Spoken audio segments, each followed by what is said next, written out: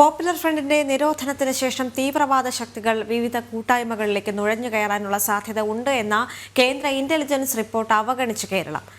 കളിക്കളങ്ങൾ, ജിമ്മുകൾ, വ്യായാമ കൂട്ടായ്മകൾ എന്നിവയുടെ പ്രവർത്തനം ജാഗ്രതയോടെ നിരീക്ഷിക്കണമെന്നായിരുന്നു നിർദ്ദേശം. വിവരങ്ങളുമായി അനഘ ഹർഷൻ ചേർന്നുണ്ട്. അനഘ, നമുക്കറിയാം ഈ MEX7 അടക്കമുള്ള വ്യായാമ കൂട്ടായ്മയുമായി ബന്ധപ്പെട്ട് വിവാദങ്ങൾ ഉയർന്നു വരുന്നൊരു സാഹചര്യമുണ്ടായിരുന്നു. CPM-ന്റെ ഭാഗത്ത് നിന്ന് തന്നെയാണ് ഇത്തരമൊരു ആരോപണം ആദ്യം ഉയർന്നു വന്നത് എങ്കിൽ MEX7-മായി ബന്ധപ്പെട്ടുള്ള വിവാദങ്ങൾ കൂടുതൽ വ്യാപകമായി വന്നപ്പോൾ അതിലൊരു ടേൺ അടിക്കുന്ന ഒരു സ്ഥിതിവിശേഷവും കൂടി നമ്മുടെ സംസ്ഥാനത്ത് ഉണ്ടായ ഒരു സാഹചര്യമുണ്ട്. പക്ഷേ ഈ ഒരു വിവരങ്ങളെല്ലാം സർക്കാരിന് ലഭിക്കുന്നുണ്ടെങ്കിൽ പോലും അതിൽ നിന്ന് സർക്കാർ കൃത്യമായി തെന്നി മാറുന്നു, അല്ലെങ്കിൽ ഈ വിഷയങ്ങളിൽ കൂടുതൽ ഗൗരവം സർക്കാർ കാണിക്കുന്നില്ല എന്ന് തന്നെയാണ് റിപ്പോർട്ടുകൾ ചൂണ്ടിക്കാണിക്കുന്നത്, അല്ലേ?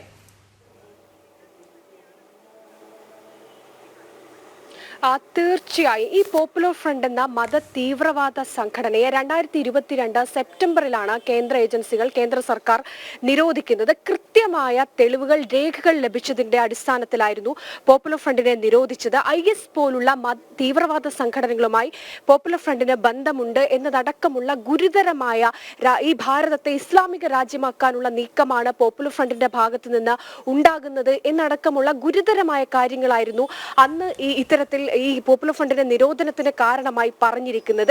എന്നാൽ ആ നിരോധനമുണ്ടായ ആ സമയത്ത് തന്നെ കേന്ദ്ര സർക്കാർ ഏറ്റവും അധികം പോപ്പുലർ ഫ്രണ്ടിന്റെ പ്രവർത്തനം ഉണ്ടായിരുന്നത് ഈ കേരളത്തിലായിരുന്നു എന്നതാണ്. ഏറ്റവും അധികം വേരുകൾ, പോപ്പുലർ ഫ്രണ്ട് വേരുറപ്പിച്ചിരുന്ന മണ്ണും ഈ കേരളത്തിലായിരുന്നു എന്ന് കേന്ദ്ര ഏജൻസികൾ തന്നെ കണ്ടെത്തിയിട്ടുണ്ട്. സംസ്ഥാന സർക്കാരിനും അത് കൃത്യമായി അറിയാവുന്ന കാര്യവുമാണ്. എന്നാൽ ആ സമയത്ത് തന്നെ പോപ്പുലർ ഫ്രണ്ടിന്റെ നിരോധനം ഉണ്ടായ ആ സമയത്ത് തന്നെ കേന്ദ്ര സർക്കാരും കേന്ദ്ര ഏജൻസികളും ഒക്കെ തന്നെ സംസ്ഥാന സർക്കാരിന് കൃത്യമായ ഒരു മുന്നറിയിപ്പ് നൽകിയിരുന്നു. ഈ നിരോധനത്തിന് ശേഷവും പോപ്പുലർ ഫ്രണ്ടിലെ പ്രവർത്തകരൊക്കെ തന്നെയുണ്ട്.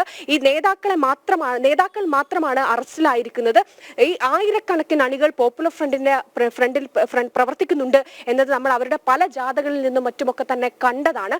ഈ അണികളൊക്കെ തന്നെ ഇപ്പോഴും കേരളത്തിലുണ്ട്. അവരൊക്കെ തന്നെ മറ്റേതെങ്കിലും ഒരു സംഘടനയിലോ ഈ ട്രസ്റ്റ് പോലുള്ള കാര്യങ്ങളൊക്കെ തന്നെ രൂപീകരിച്ച് അതിലേക്ക് ചേക്കേറാനുള്ള സാധ്യതയുണ്ട്. അതുകൊണ്ട് തന്നെ സംസ്ഥാന സർക്കാർ കൃത്യമായി ഈ വിഷയത്തിൽ ജാഗ്രത പുലർത്തണം.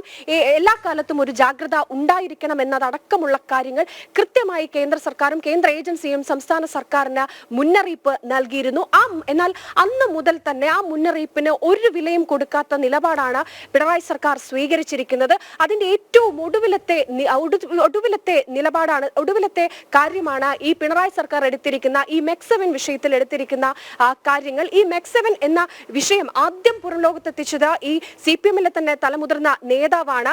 കൃത്യമായി തന്നെ ജമാഅത്തെ ഇസ്ലാമിയും PF പ്രവർത്തകരും ഒക്കെ തന്നെ ഈ MEX7 കൂട്ടായ്മയിലുണ്ട് എന്ന് ആ നേതാവ് പറയുകയുണ്ടായി.